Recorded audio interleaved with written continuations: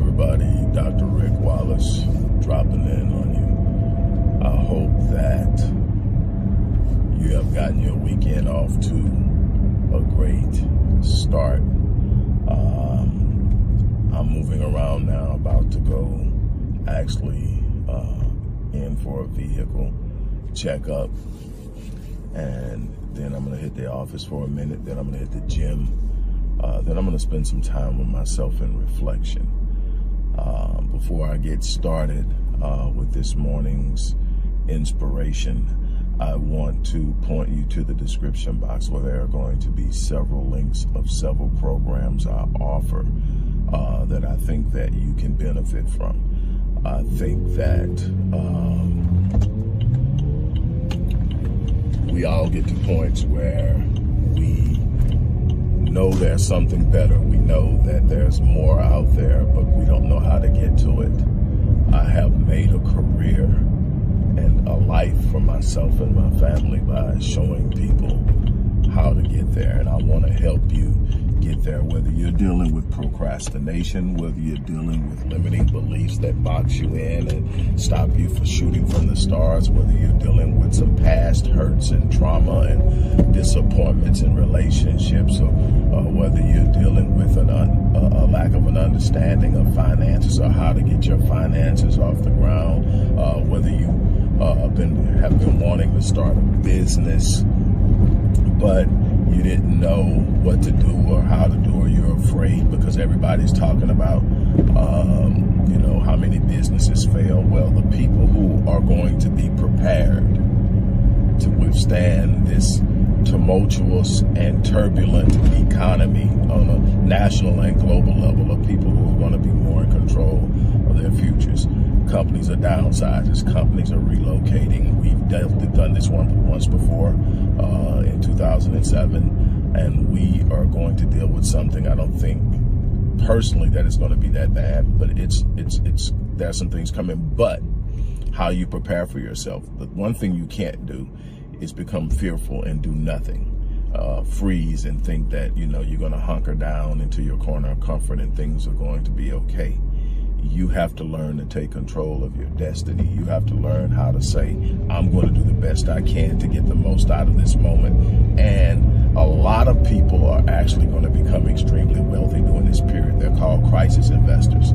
Find out what you can do to be a part of that wave, of how you can move or what you can do. But this thing has a short game and a long game, and you need to understand both. So all of that's going to be a part of what's in that box. Find what fits you, find the thing that you know you need, and make this a weekend where you get started on doing something new in your life, something better, something spectacular.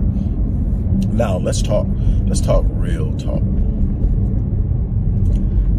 I am a person who prides myself on being as positive as I possibly can.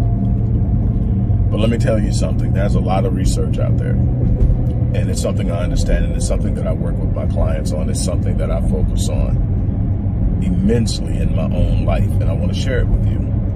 There's a whole lot of talk about being positive. I'm real big on that. I start my day every day with gratitude, no matter what I'm going through, no matter what's happening in my life. I start my day with gratitude. I am going to be thankful. I am going to expect great things to happen in my day. I don't care what happened yesterday. I don't care what happened last week. I'm still expecting something great to happen in my life. That's just the way I move. I am an optimist in the most intense way. But let me tell you something. It is not that optimism and positivity doesn't have a force. It is. It creates a positive energy. It creates a higher frequency, a higher vibration. It relieves stress. There's so many benefits to being positive, but you want to know what has the greatest impact on your health and the outcomes of your life? Not being a pessimist. Not in just being an optimist, but ensuring that you don't have perpetual pessimism, that there isn't this consistent pessimism, that the more pessimism, the more damage you do to your physical health, your emotional health, your psychological health, and the more you stifle yourself in being able to grow. So with that being said, what happens when things aren't going your way? Well, you know, and I get asked that, well, Doc, you know, you got it all figured out, and you know, you've done this and you've done this, you wrote this many books, you got blah, blah, blah, you know, and the truth of the matter is this. The truth of the matter is this. I had to start somewhere. Before there were the degrees, before there were the books, I existed. And I had to make up in my mind how I was going to live my life. I had to make up in my mind whether I was going to allow what had happened to me in the past to define me. I was going to have to allow where I came from and emerged from to define me. I had to decide whether I was going to write a new narrative or write a new chapter, write something different than what I had seen in my family, than what I had experienced to a certain point. And I decided that I was going to do something different. So the things that you see that make me stand out is because I chose not to be negative, not to be a pessimist, to be positive, but more importantly, to be grateful. I tell people all the time, gratitude is the gateway to abundance. Being thankful for what you have, but demanding more of yourself is how you trigger abundance. Being grateful for what you have, but demanding more of yourself, raising your standards, raising your expectations, working on you, because you don't get what you want in this life. You get who you are. You get what you become. And so it's about raising the standard. It's about raising the standard of how you carry yourself, raising the standard of your character and integrity, raising the standard of how you perform in life in any area, raising the standard and striving to be better.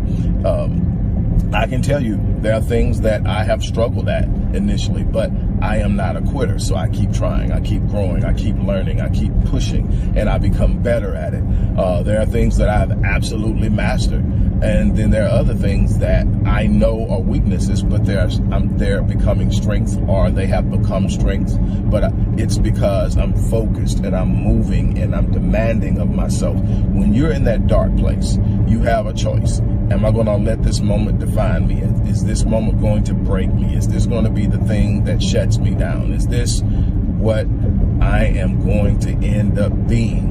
And the answer should be no. You should not be defined by your moments. You should not be defined by the opinions of other people. You should not be defined solely by your mistakes. You should be defined by how well you adapt, how well you learn, how consistent you are at becoming better, how much you grow, and where you end up. That's what's going to matter. I was telling a client yesterday, yes, that was a mistake back there. You did. You made a mistake. That mistake cannot define you. You cannot allow that mistake to define you. So what are you going to do? You're going to write new narratives, new chapters every day that put you in a situation where your work and what you do in this world is a better reflection of who you are and what you want to be and what you're becoming than that one mistake. And that's what we're going to work on. That's what we're going to be. Let me tell you something. Nobody's perfect. Nobody does everything right. But what I can tell you is that when you live your life to be better, when you live your life to give, when you live your life from a place of love, when you live your life from a place of I want to touch lives, there's absolutely no force in this world that can stop you. I'm challenging you. Don't get bogged down in the hurt. Don't get bogged down in the pain. Don't get bogged down in the frustration. Don't get bogged down in the disappointment. This is a moment and a time where you get to stand up and declare within yourself that you are going to shine, that you are going to set your life on fire, that you are going to achieve the things that you are designed to achieve. You are going to obtain and acquire the things in life you deserve. You are going to become everything that you were meant to be in this world. It's not going to be easy. It's not going to just fall in your lap. You're going to have to fight for it. You're going to have to stand up. You're going to have to push for it. You're going to have to dig deep inside of yourself and hold on. But what I'm telling you is when you are consistent in pursuit of this excellence, of this greatness, of this unbelievably phenomenal life, you will achieve it. That is my promise to you. But you can't quit. You can't give up. You can't fold when you get that gut punch. It's coming, but don't fold. Trust me, don't fold. Those gut punches are normally followed by, when they're met with resilience and fortitude, they're normally followed by great gains. So don't you give up. Don't you dare give up. I'm challenging you. Again, this is a chance for you to do something spectacular in your life. Make a move. Again, before I get off, don't forget, there are a number of resources in the description box. Find the thing that applies to you and make a move. Make this the day that you make that move. I look forward to working with those of you who do. On that note, as I always say, I live my life on full so that when I leave this place, I don't eat. My challenge is to you to do the same thing. Live your life on full. Say, Doc, what do you mean when you say live your life on full? It means that I wake up every day and I give that day everything I have. Everything that it's owed, I give it to it. I withhold nothing. I take it easy. I don't take it easy. When it's time for me to rest, I rest. When it's time for me to sleep, I sleep. When it's time for me to fellowship with my brothers and family and sisters, whatever, I do that. But when it's time to work, I work. When it's time to serve, I serve. I love constantly. I give constantly. And what I'm doing is I'm laying down the foundation of my legacy, because at the end of the day, it's about me leaving something behind that speaks of me after I'm gone.